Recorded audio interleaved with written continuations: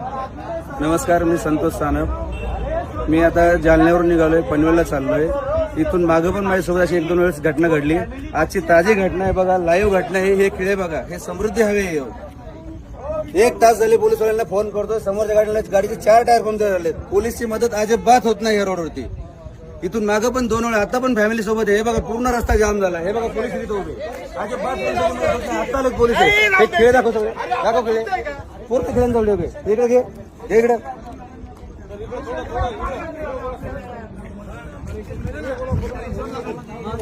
भाऊ, इथून मागून माझ्यासोबत अशा घटना 2 वेळा झाल्या. तेव्हा पण मी पोलिसांना फोन केला, अजिबात पोलिसांची मदत होत नाही. मी आता जालन्यावरून निघाले, मला पनवेलला जायचंय. हा बघा रस्ता, म्हणजे हजारो खेळ ठोके, एवढे खेळ ठोकासवर चाललंय काय? अर्धा रस्ता बंद करून जर चोर खेळ ठोकतात, पोलीस करतात काय? रोडवाले कॉन्ट्रॅक्ट करतो काय? काय सुविधा आहे रोडला? कशाला हा रोड बनलाय? हा समृद्धी एका लोकांचा जीव घ्या रोड बनलाय, तेच समजत नाही.